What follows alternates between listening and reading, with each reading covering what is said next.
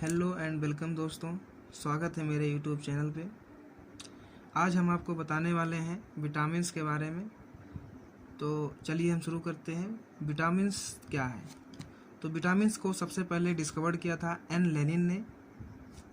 Vitamins दो तरह का होता है, एक होता है वाटर सॉल्युबल विटामिन और एक होता है fat soluble vitamin. Water soluble vitamin जो होता है वो बी और सी, यानी विटामिन बी और विटामिन सी जो है वाटर सॉल्युबल विटामिन है, और विटामिन ए, डी, ई और के ये फैट सॉल्युबल विटामिन है।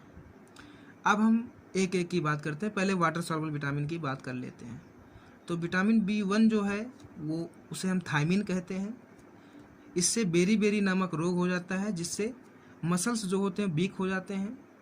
और ये दो तरह का होता है, एक ड्राई बेरी और एक वेट बेरी। फिर आता है विटामिन B2। विटामिन B2 जो होता है उसे हम राइबोफ्लेविन कहते हैं। इससे चीलियोसिस हो जाता है, यानी इससे जो डिसऑर्डर होता है उसका नाम है चीलियोसिस।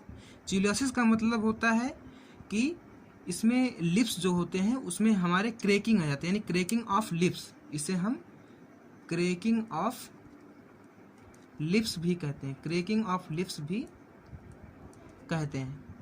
फिर दूसरा आता है फोटोफोबिया। फोटोफोबिया का मतलब क्या होता है? तो फोबिया का मतलब होता है यानी डर, ठीक है। फोबिया का मतलब होता है डर, और फोटो का मतलब होता है लाइट, यानी fear to the light, fear to the light, यानी लाइट से उस पेशेंट को, उस आदमी को लाइट से डर लगने लगती है, यानी फोटोफोबिया होता है। फिर हम तीसरा नंबर आते हैं। तीसरा जो होता है उसको हम नियासिन कहते हैं, नियासिन, यानी विटामिन B3 को नियासिन या निकोटिनिक एसिड कहते हैं, निकोटिनिक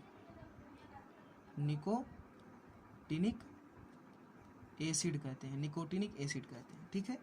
इससे एनीमिया नामक रोग हो जाता है, और हम जानते हैं एनीमिया रोग जो होता है उससे यानी RBC सेंसिस जो है नहीं हो पाता, RBC की कमी होती है, यानी इस आसान भाषा में कहें कि खून की कमी हो जाती है, ठीक है। अब हम बात करते हैं विटामिन B5, B7 के बारे में। तो विटामिन B5 जो होता है इसका नाम है, इसको हम पैंटोथेनिक एसिड कहते हैं, यानी पैंटोथेनिक एसिड कहते हैं, ठीक है, पैंटोथेनिक एसिड। इससे पेलेग्रा नामक रोग हो जाता है और ओमिटिंग होता है। इससे ओमिटिंग जो होता है नोसिया होता है। नोसिया जो होता है वो ओमिटिंग का सिग्नल होता है, यानी हमें सिग्नल मिलता है नोसिया कि अब हमें ओमिटिंग होने वाली है। तो यानी विटामिन B5 की कमी से पेलेग्रा रोग होता है और ओमिटिंग होता है, ठीक है। फिर आता है विटामिन B6। तो विटामिन B6 को हम पायरिडॉक्सिन कहते हैं,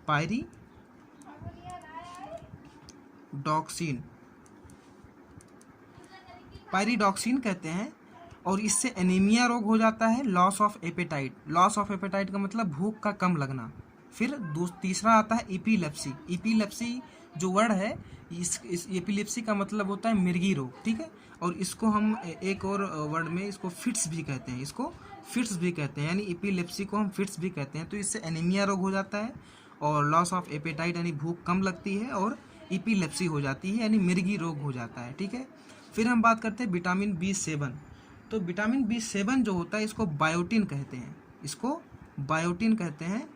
और इससे जो डिसऑर्डर होता है वो इससे ब्लड में जो कोलेस्ट्रॉल लेवल जो हमारा होता है वो इंक्रीज कर जाता है, और जो हमारा हेयर जो होता है हेयर फॉल करने लगता है, यानी हेयर जो है वो गिरने लगता है।